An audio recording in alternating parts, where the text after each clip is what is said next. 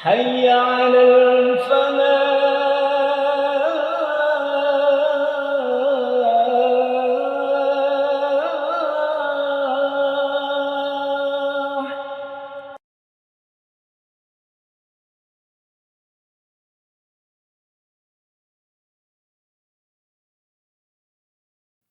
Bismillahirrahmanirrahim. Assalamualaikum warahmatullahi wabarakatuh. Alhamdulillah. Alhamdulillahillazi khalaqal mauta wal hayata liyabluwakum ayyukum ahsanu amala wa huwal azizul ghafur. Asyhadu an la ilaha illallah wahdahu la syarikalah wa asyhadu anna Muhammadan abduhu wa rasuluh, amma ba'd. Pertama-tama, mari kita senantiasa memanjatkan puji dan syukur kehadirat Allah Subhanahu wa taala, di mana pada kesempatan yang sangat baik ini, di tempat yang mubarak ini, Allah kembali memberikan nikmat yang sungguh istimewa. Nikmat sehat, nikmat iman, nikmat Islam, nikmat dimudahkannya langkah kaki kita untuk menuju masjid ini. Kita terus berdoa, semoga Allah Subhanahu wa taala senantiasa memberikan taufiknya kepada kita semua, sehingga senantiasa mensyukuri nikmat-nikmat yang telah diberikan kepada kita semua. Salam dan salawat senantiasa kita juga sampaikan kepada Rasulullah Shallallahu Alaihi Wasallam beserta keluarga beliau, para sahabat beliau, dan insya Allah kita semua adalah pengikut beliau sampai di yaumil akhir.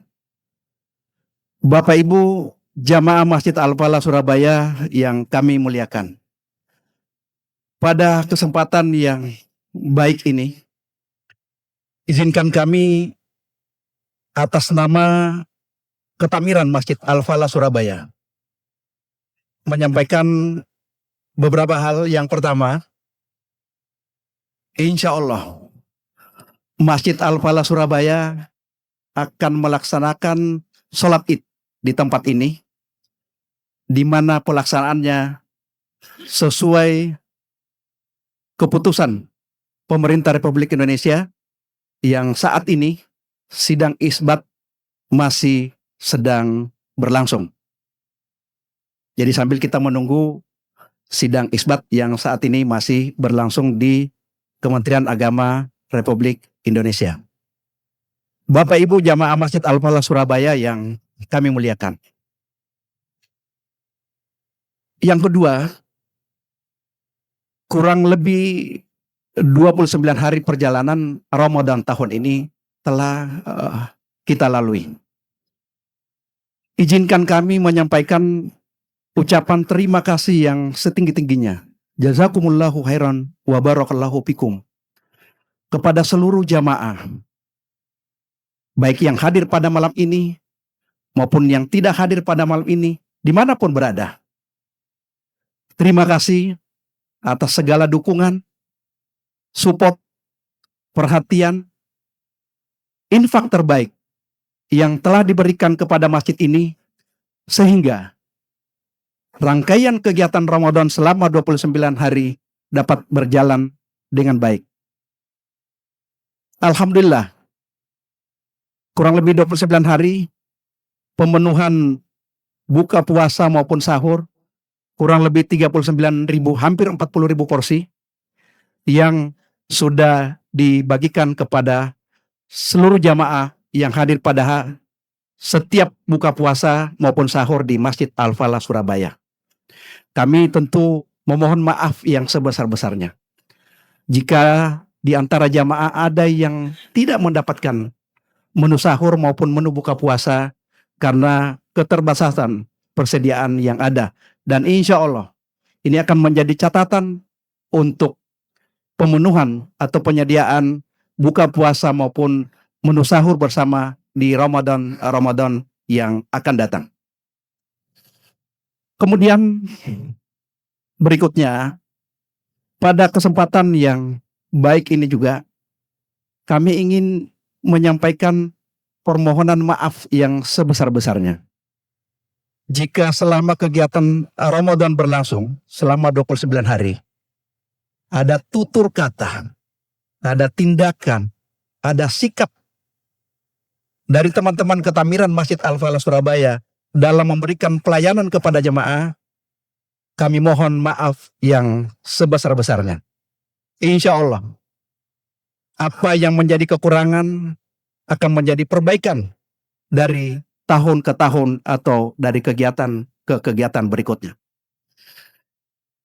Kemudian kami juga ingin menyampaikan jazakumullahu khairan wa barakallahu fikum kepada para imam Masjid Al-Falah Surabaya yang sudah memimpin imam mulai dari awal Ramadan ya, sampai dengan tadi malam untuk pelaksanaan tarwih maupun qiyamul lail.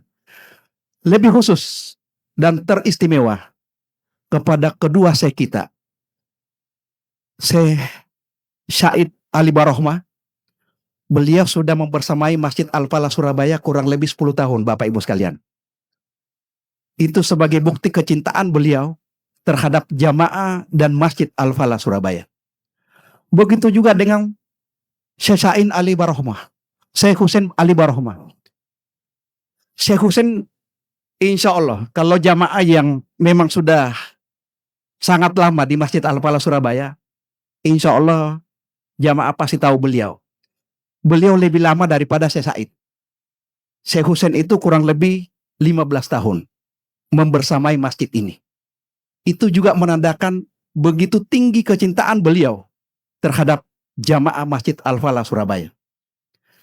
Bapak Ibu sekalian yang kami muliakan, kami juga ingin menyampaikan pada kesempatan yang baik ini. Masjid ini secara fisik seperti yang Bapak Ibu jamaah lihat, secara fisik insya Allah kurang lebih 53 tahun, karena masjid ini hadir di tahun 1973. Jadi kalau dari 73 ke 2026 itu kurang lebih 53 tahun masjid ini ada berada di tengah-tengah kota Surabaya. 2 tahun terakhir ini melakukan pengembangan seperti yang kita saksikan pada hari ini. Insya Allah fokus kami di Kota Miran bukan lagi membangun fisiknya, tapi bagaimana kami fokus yang pertama dari sisi pelayanan. Tentu kami butuh masukan koreksi sehingga layanan-layanan yang terbaik ini kami bisa persembahkan kepada seluruh jamaah Masjid Al-Falah Surabaya. Yang kedua adalah dari sisi pembinaan. Fokus kami selain pelayanan, kami juga akan fokus di pembinaan. Terutama bagaimana menjadikan masjid ini sebagai mimbar edukasi kepada jamaah. Seluruh narasumber, seluruh ustadz yang berdiri di mimbar ini, kami harus memastikan bahwa apa yang disampaikan ke jamaah itu adalah hal-hal yang terkait dengan isu-isu keumatan yang relevan dengan saat ini. Yang tentunya itu disampaikan secara bijak dan berakhlak. Kemudian kami juga sampaikan, Bapak Ibu sekalian yang hampir tiap malam yang sholat di masjid ini, tentu melihat bagaimana peran remaja masjid kita. Salah satu pembinaan di kami, bagaimana menjadikan remaja kita, remaja masjid kita, generasi muda kita, anak muda kita, bukan hanya sebagai penggerak, tapi mereka-mereka itu adalah kader sebagai regenerasi buat kita di masa-masa yang akan datang. Itu yang menjadi fokus kami, bagaimana membina remaja ini. Kalau kita melihat keluar, bagaimana kesehatan mental remaja saat ini. 20%, berarti itu setara dengan kurang lebih 58 juta anak remaja kita di Indonesia itu terpapar dengan kesehatan mental remaja. Apa penyebabnya? Distraksi gadget, pergaulan bebas, pengaruh lingkungan, dan tuntutan orang tua dalam hal prestasi dan sebagainya dan sebagainya. Ini yang membuat adik-adik kita, anak-anak kita yang saat ini terpapar dari sisi kerusakan mental di tengah-tengah remaja-remaja kita. Inilah yang menjadi fokus pembinaan Masjid Al-Falah Surabaya yang sebelum Ramadan, kami mengumpulkan kurang lebih 300 remaja di Al-Falah Tower lantai 9 untuk memberikan bagaimana kesehatan mental remaja sehingga ke depan kita ingin mendekatkan anak-anak kita untuk hadir di masjid dimanapun anak-anak kita berada. Kita ingin setiap waktu sholat, anak-anak kita ini hadir di masjid kita. Tentu kami memohon dukungan para orang tua. Dakwah itu tentu sangat berat, Bapak Ibu sekalian. Kami tentu tidak bisa memikul sendiri. Perlu support, perlu dukungan orang tua bersama-sama. Kami memberikan pembinaan di masjid, tapi dorongan orang tua dari rumah itu juga sangat-sangat dibutuhkan. Kemudian fokus kami, selain pelayanan, pembinaan, kami juga akan fokus pemberdayaan. Masjid Al-Falah Surabaya bukan hanya fisiknya yang bagus, tapi masjid ini harus mampu memberdayakan jamaah. Masjid ini harus mampu ketika melihat saudara-saudara kita, ada yang sakit, tapi tidak punya biaya untuk berobat. Masjid Al-Falah harus hadir di situ. Ketika ada saudara-saudara kita yang ingin makan tapi tidak punya biaya makan, Masjid Al-Falah Surabaya harus menjadi solusi keumatan. Ini yang menjadi fokus dan menjadi konsen kami, terutama di pelayanan, pembinaan, dan pemberdayaan. Sudah ada pengumumannya?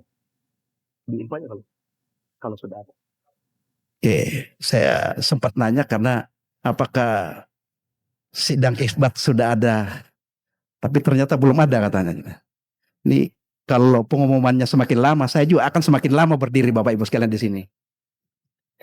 Tapi Bapak nggak bosan kalau saya berdiri di sini lebih lama? Masya Allah. Baik.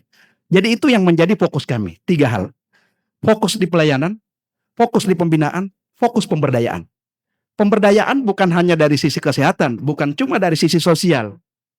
Tapi kami juga seperti yang Bapak Ibu saksikan di pengadaan menu buka puasa maupun sahur selama Ramadan. Kami menggunakan UMKM. Tentu sampai hari ini masih banyak UMKM kita yang kami belum akomodasi, tapi tentu ke depan, seiring dengan peningkatan jamaah, seiring dengan peningkatan kualitas kita, tentu kami ingin sedapat mungkin memperbanyak keterlibatan UMKM untuk hadir di Masjid Al-Falah Surabaya. Karena sesungguhnya itulah yang menjadi fungsi masjid yang sesungguhnya di era peradaban seperti ini.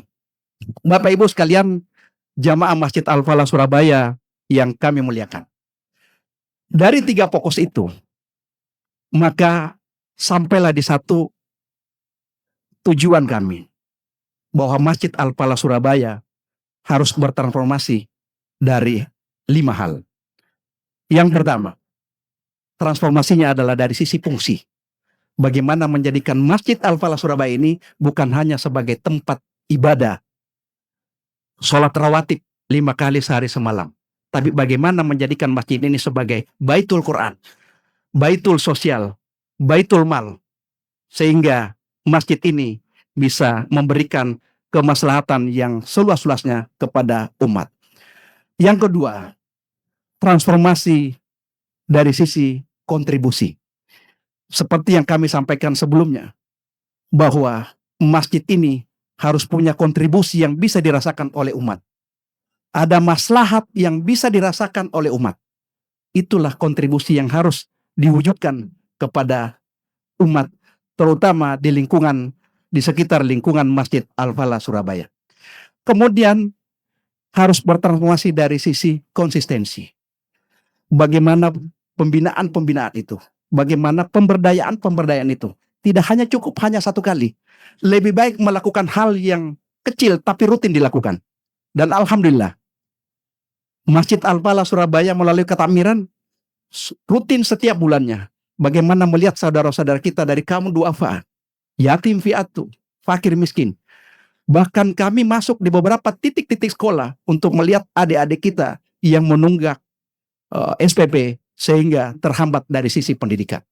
Kemudian yang keempat adalah dengan fisik seperti ini, Masjid Al-Falah Surabaya harus bertransformasi dari sisi edukasi.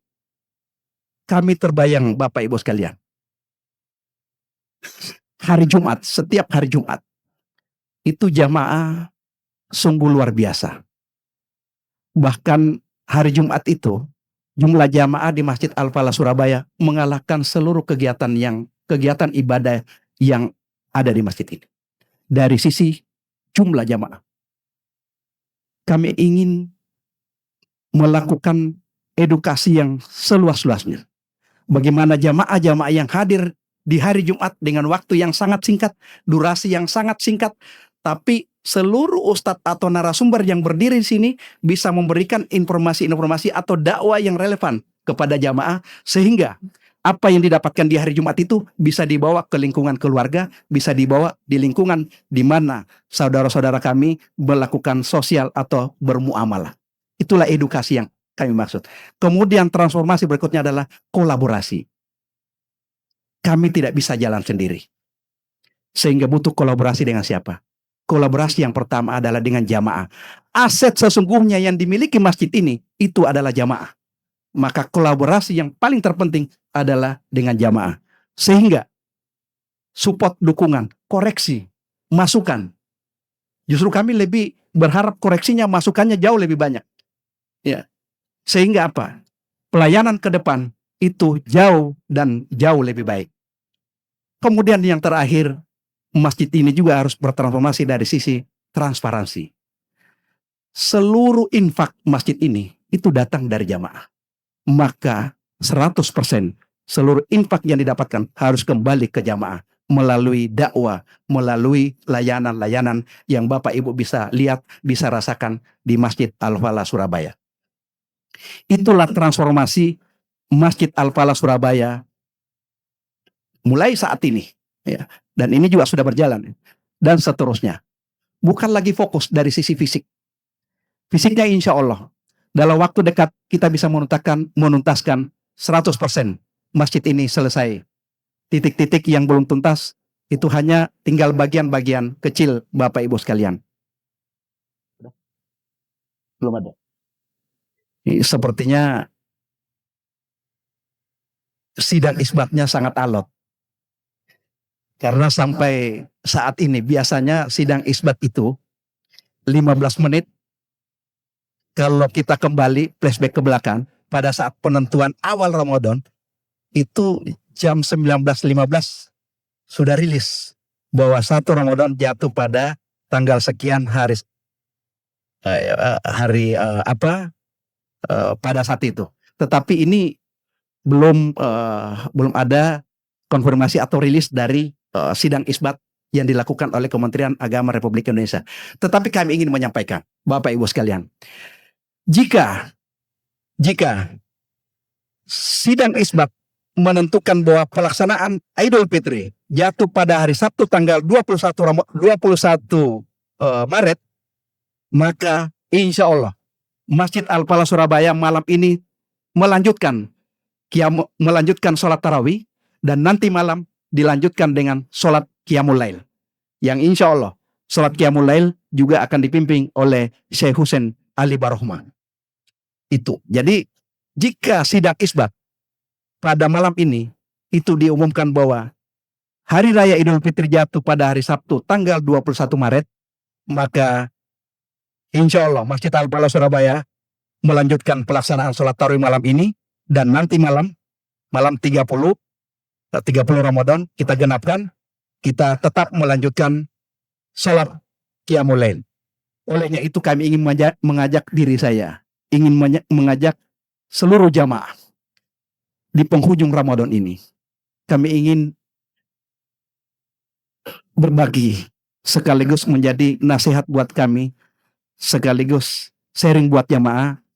Ramadan 1447 boleh berakhir, tapi kita ingin nilai-nilai Ramadan yang kita dapatkan baik di masjid ini maupun di masjid-masjid yang lain, nilai-nilai Ramadan ini kita terus bawa setelah Ramadan.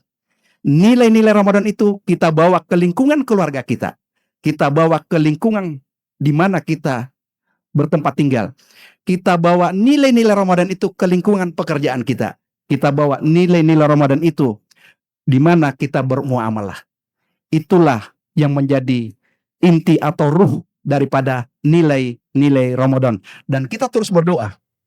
Semoga Allah Subhanahu wa Ta'ala memberikan umur yang barokah kepada kita semua. Sehingga Allah kembali mempertemukan kita semua dengan Ramadan di masa-masa yang akan datang. Kita juga berdoa, Ramadan yang kita lewati di tahun ini menjadi Ramadan yang terindah buat kita. Ramadan yang terbaik buat kita. Jika 21 Maret menjadi pelaksanaan sholat Id, artinya Allah memberikan cinta dan kasih sayang kepada kita semua. Kenapa Bapak Ibu sekalian? Berarti kita masih diberikan nikmat untuk menikmati Ramadan. Kita masih bisa menikmati Qiyamul Lail. Kita masih bisa menikmati nikmatnya puasa Ramadan. Kita masih bisa menikmati buka puasa Ramadan. Kita masih bisa menikmati tilawah di bulan Ramadan yang nilai pahalanya berlipat ganda di luar Ramadan. Jadi hal-hal seperti ini menjadi kesyukuran yang perlu kita syukuri, sebuah nikmat yang sangat istimewa kepada kita semua. Demikian apa yang kami sampaikan, kurang lebihnya mohon dimaafkan. Barakallahu fikum. Wassalamualaikum warahmatullahi wabarakatuh.